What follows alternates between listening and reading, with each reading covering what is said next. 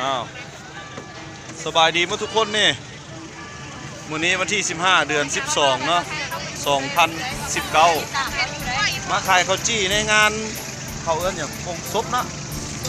วางเพลิงของยาพ่อพ่อสมดีอาจารย์สมดีเนาะอยู่บ้านผู้ศาสตร์เด้อพี่น้องเนาะนอกจากขายข้าวจี้แล้วก็เนาะบรรยากาศโดยรวมบ่คนยังมาบ่หลายพี่น้องเอ้ยพี่สนมเนาะคนยังมาบ่หลายว่าประมาณ9 โมง 10 โมงเพิ่นจังวางเพลิงพี่น้องบรรยากาศโดยรวมเนาะ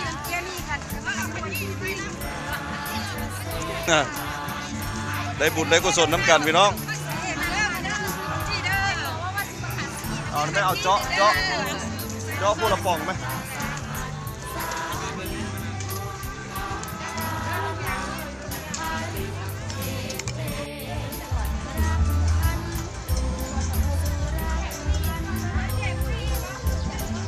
เพิ่นได้เสีย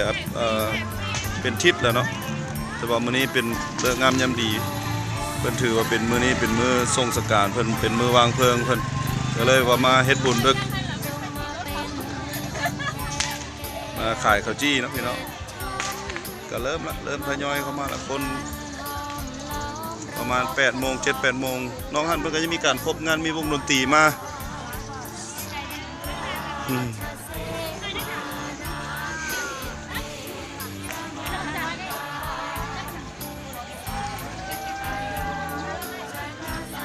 มาน้อยกับมานำพี่น้องเลยเอาขึ้นนุ่งเสื้อแขนยาวเลยนี่ลูกฮะว้าย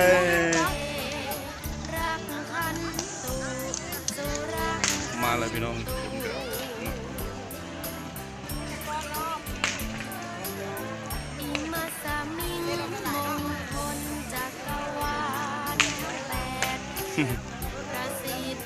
โอ้แผนกดินไผ่ทางในพี่น้องแผนกลิ้นไผ่อยู่ทางในพุทธ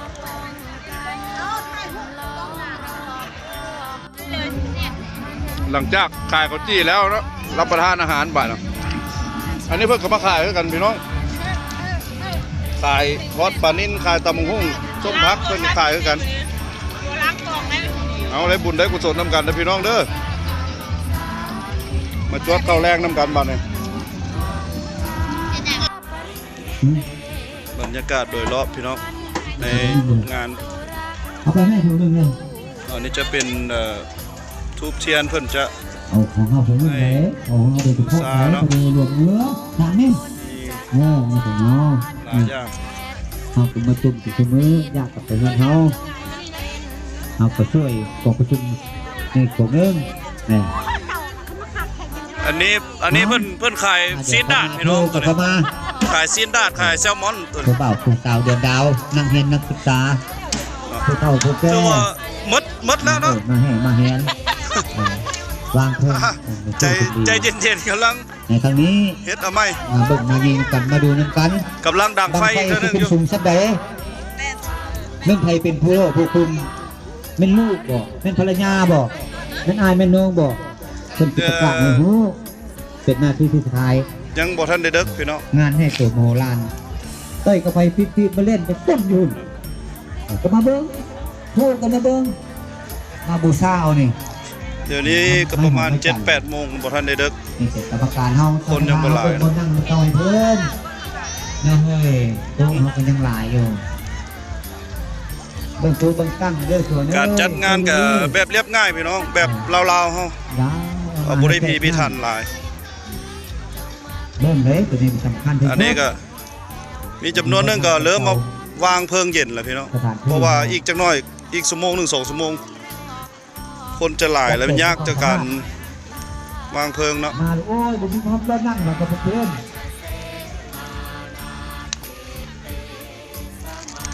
อันนี้ทางครอบครัวผู้ค้ากับทีมงานขายข้าวจี้เฮา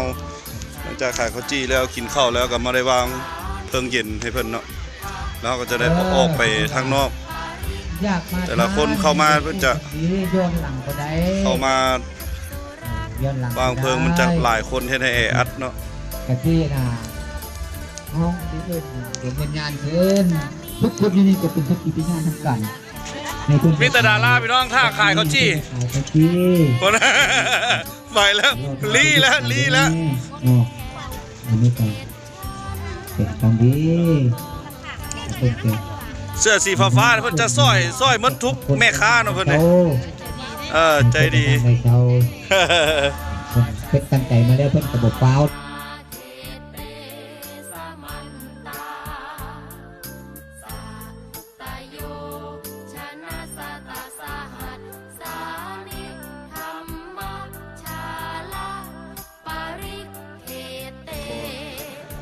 ขออภัยนะพี่น้องเนาะที่ข้าพเจ้าจะได้กลับก่อนนะเพราะว่าไปวางเพลิงเย็นเรียบร้อยแล้วเพราะว่าอยู่เฮือนมีภารกิจเนาะรถหลายๆที่บ่ได้เห็นพิธีวางเพลิงเนาะขอบคุณขอบใจหลายๆที่เข้าติดตามชมเนาะกดไลค์กดแชร์ฝากหน่อยเนาะซองอุดิตวงศ์เด้อพี่น้องเด้อหรือว่าเบิ่งผ่านทาง YouTube ก็ได้เนาะขอบคุณขอบใจหลายๆที่ติดตามเด้อพี่น้องสบายดี